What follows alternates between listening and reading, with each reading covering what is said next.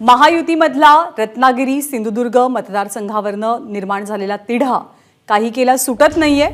कारण एकीकडे नारायण राणेंच्या संभाव्य उमेदवारीचे मेसेजेस व्हायरल होत आहेत, तर दुसरीकडे शिवसेनेकडनं सुद्धा या जागेवरचा दावा सोडण्यात आलेला नाहीये.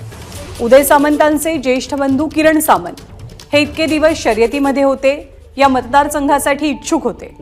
मात्र काल रात्री उशिरा त्यांनी माघार घेतल्याचं एक ट्विट केलं. तर किरण सामंतांनी भावनिक होत माघार घेतली आहे, पण या जागेवरती आमचा दावा कायम आहे असं उदय सावंत म्हणतात. आमच्या सर्व कार्यकर्त्यांची मागणी आहे की ही जागा आमच्याकडेच राहावी असं सुद्धा उदय सामंतांनी सांगितलं. त्यामुळे कोकणातली रत्नागिरी सिंधुदुर्ग मतदारसंघाची जागा नेमकी कुणाकडे जाणार याची उत्सुकता आता प्रचंड वाढलेली आहे. जे उमेदवारीसाठी इच्छुक आहेत ते संवेदनशील आहेत.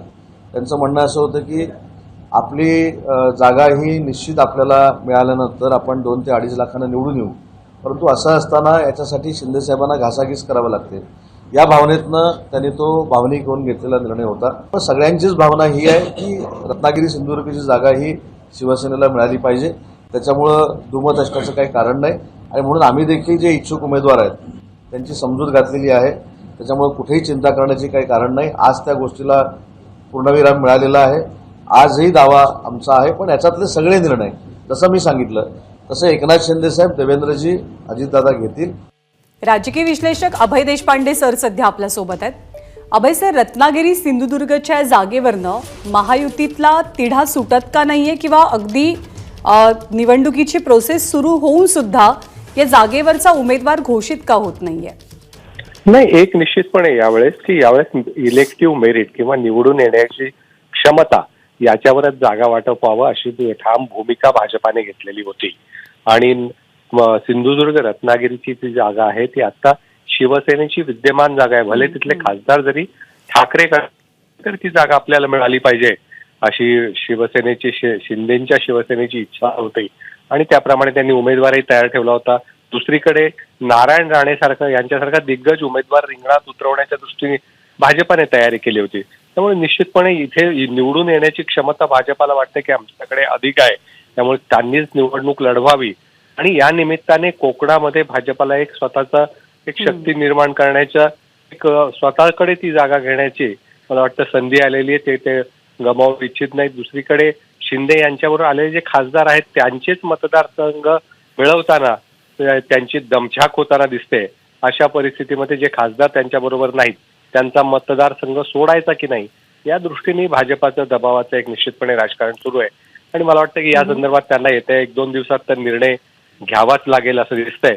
कदाचित नारायण राणे यांची काल जी पत्रकार परिषदेत झाली त्यात त्यांनी स्पष्ट केलंय की भाजपाचा जागा भाजपाकडेच राहील, उमेदवार कोणते पक्ष ठरवेल आणि आता भाजपाकडून निश्चितपणे त्यांचंच नाव आघाडीवर आहे आणि त्यांच्याशिवाय रवींद्र चव्हाण यांचंही नाव एक चर्चेत आहे.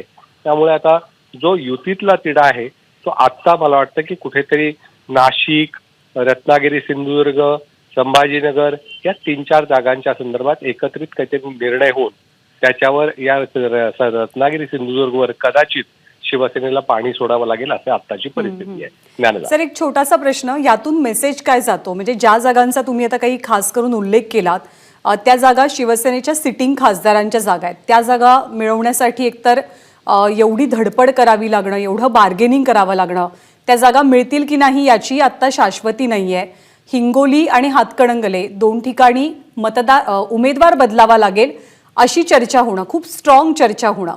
तर या सगळ्याचा मेसेज नेमका काय जातो शिंदेसोबत असलेल्या खासदारांमध्ये पण आणि त्यांच्या मतदारांमध्ये पण? नाही, निश्चितपणे ज्याचा उल्लेख मगाशी मी केला की इलेक्टिव्ह मेरिट आणि क्षमता निवडून येण्याची हाच क्रायटेरिया असेल तर मग तो क्रायटेरिया भाजपाने केलेल्या इंटरनल सर्व्हेवर ठरणार असेल तर स्वाभाविकच त्याच्यावरून वाद होणार आहेत.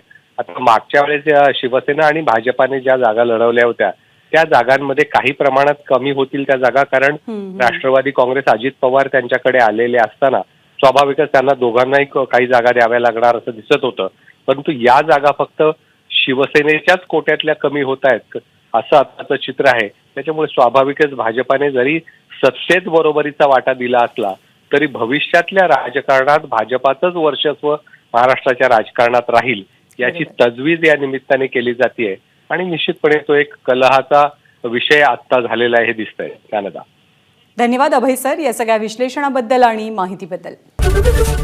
एबीपी माझा, उघडा डोळे बघा नीट.